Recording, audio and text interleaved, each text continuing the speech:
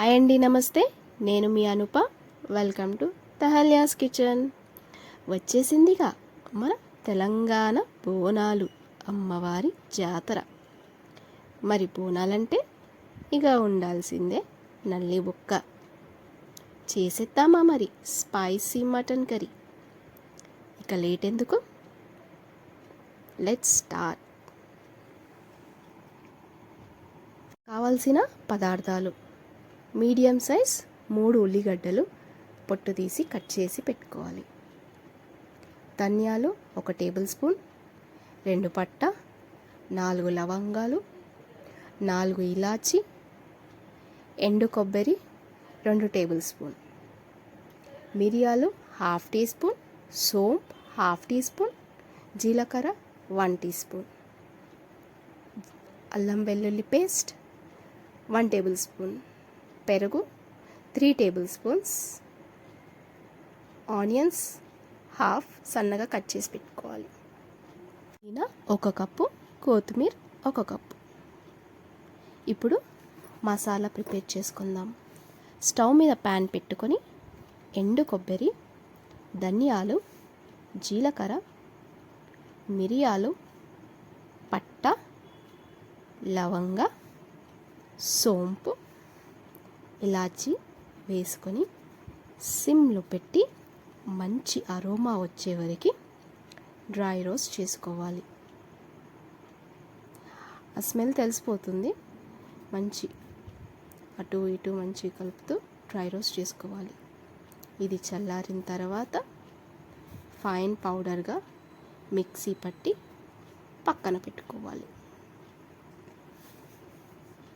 ఇప్పుడు స్టవ్ మీద ఇంకో ప్యాన్ పెట్టి 1 టేబుల్ స్పూన్ ఆయిల్ వేసుకొని అది వేడవ్వగానే కట్ చేసి పెట్టుకున్న ఆనియన్స్ యాడ్ చేయాలి.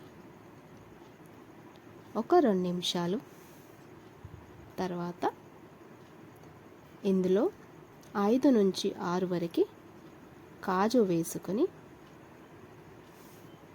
సిమ్లో పెట్టి ఆనియన్స్ కొంచెం కలర్ చేంజ్ అయ్యే వరకు మగ్గనివ్వాలి.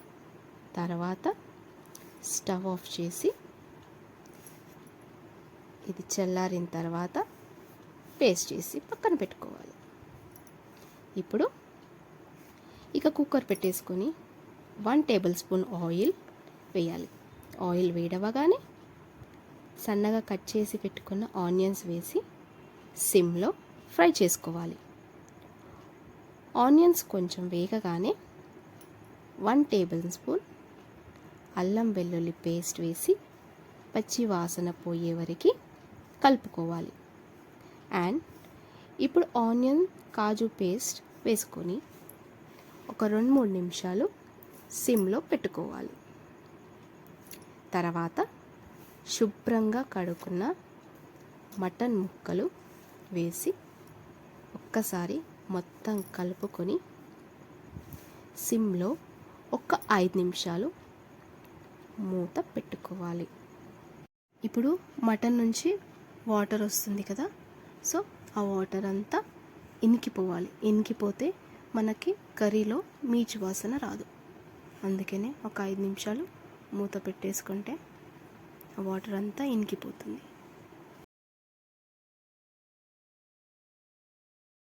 చూద్దామా మూత తీసి. ఇప్పుడు ఒక్కసారి మొత్తం కలుపుకొని బాగా కింద మీద ఒక్కసారి అలా మంచిగా కలిపేసుకొని సన్నగా కట్ చేసి పెట్టుకున్న టమాటా ముక్కలు మసాలా వేసి బాగా మిక్స్ చేసుకోవాలి. కంప్లీట్గా మిక్స్ అయ్యేలాగా బాగా మిక్స్ చేసేసుకొని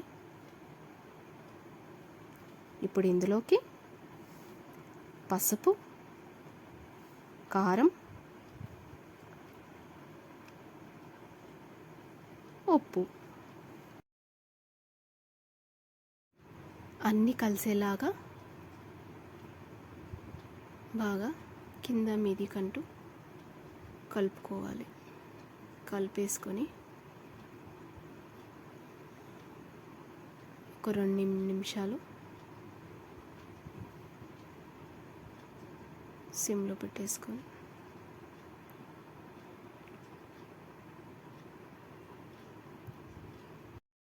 ఇప్పుడు ఇందులోకి పెరుగు యాడ్ చేసుకోవాలి.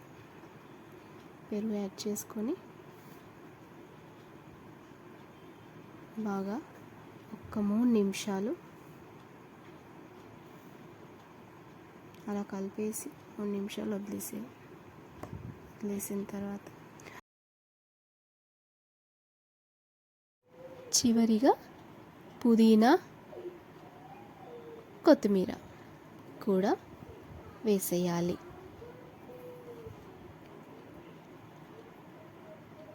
మనం మటన్ గిన్నెలో వండుకుంటే 2 గ్లాస్ వాటర్ పోసినా అది ఉడికిన తర్వాత మన కన్సిస్టెన్సీ చెక్ చేసి ఆఫ్ చేసుకోవచ్చు.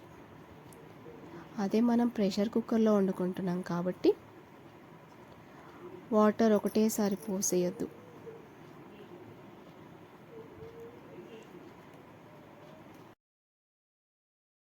రెండు నిమిషాలు అలా వదిలేసి ఇందాక మనం మిక్సీ పట్టుకున్న జార్ ఉంది కదా, అది దాంట్లో ఒక 1/2 to 1 గ్లాస్ వాటర్ పోసి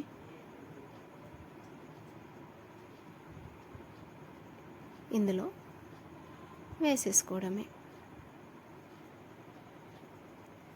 వేసేసుకొని కుక్కర్ మూత పెట్టేద్దాం. కుక్కర్ మూత పెట్టేసి మీడియం ఫ్లేమ్లో 4 to 5 విజిల్స్ రానివ్వాలి. అదే మనకి మటన్ కొంచెం ముదిరింది అని అలా అనిపిస్తే ఒక 2 విజిల్స్ ఎక్కువ పెట్టుకోవాలి. లేదు లేతగానే ఉంది అంటే 4 to 5 అయితే చాలు, కరెక్ట్గా ఉడుకుతుంది.